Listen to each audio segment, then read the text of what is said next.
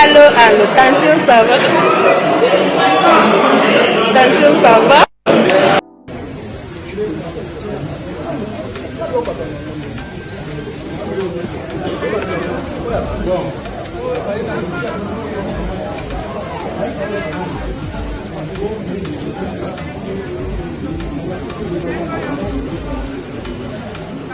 Ministre au plan. Et d'ailleurs, en le recevant, le président de la République l'a salué en tant que ministre d'État. Il a dit bonsoir, Madame la Mineta. Et aujourd'hui, c'est elle, la première ministre mais de la République. On a vu dans son expression faciale le poids de responsabilité. Je crois qu'elle savait déjà le particulier du président de la République, Félix-Antoine Tshisekedi Tshilombo, Madame Tuluka, une cinquantaine d'années d'âge. Elle est de la province du Congo central, pour ceux qui veulent avoir ces petits détails sociologiques importants. Elle est donc du Congo central. Elle est ministre du plan au gouvernement Sama Lukonde II. Et donc c'est elle qui va ouvrir cette nouvelle page de l'histoire. C'est toute première femme première ministre de la République. Il est vrai qu'on a connu Sophie Kanza qui a occupé de hautes fonctions, mais jamais on est arrivé. C'est avec le président Tshisekedi qu'on a franchi un cap. En tout cas, on a vu d'abord au niveau de l'appareil judiciaire des femmes occupées de hautes fonctions. Au niveau du cabinet, on a des femmes qui occupent de hautes fonctions. On a une directeur de cabinet adjoint. Je suis un vrai patriote. Je suis déçu par le gouvernement. On a transfert, personnellement, il n'y a rien du bon qui dit ce que peut être causé. Le mal, le Congolais peut condamner le président de la République, mais je leur demanderai seulement de ne pas le condamner. Et le gouvernement est compliqué, et ça va recoupement politique. Nous avons deux députés, nous avons un ministre, ce qui est anormal. Nous avons dans le secteur, dans le secteur, nous avons les syndicats, dans le secteur. Nous sommes les accords politiques, nous avons beaucoup en otage. Ils ont mis tout en otage. Réduction en train de vie en restitution. Et on quitte dans beaucoup. Et on quitte dans beaucoup. Il semblerait que le ministre va faire 50 000 $, ça dépend. Le vice-premier ministre, ministre d'État, ministre sur près de 1 million, nous faisons dans le salaire. Oui, aujourd'hui, tout comme autant, mais ils vont acheter encore d'autres véhicules pour la charge toujours la République. Nous sommes déçus. Au biso to bango zela kino au beta biloko na biloko beti ya gouvernement yo je doute fort.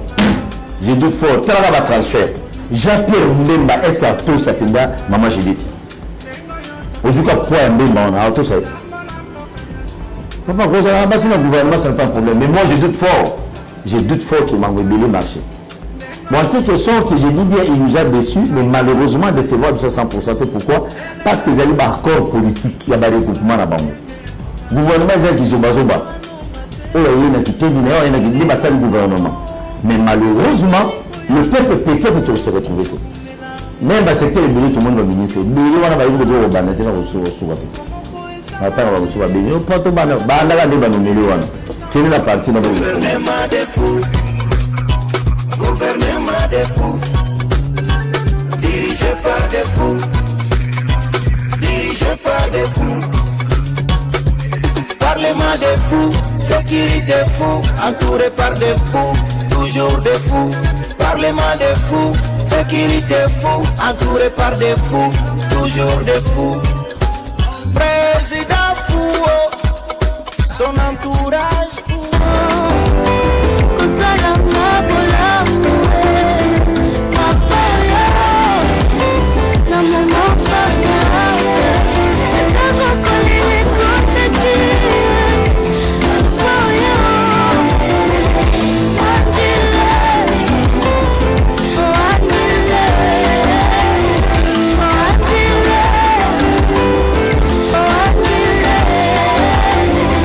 Bye.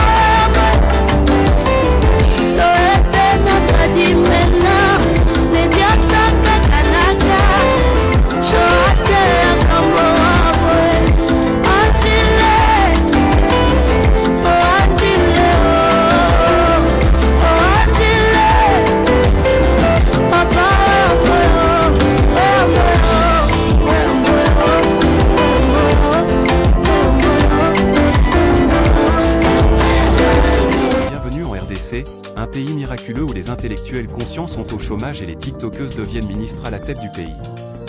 Quelques clichés de la nouvelle ministre de la Jeunesse Nola Ayeganagato. Elle est mère et épouse mais aussi chrétienne.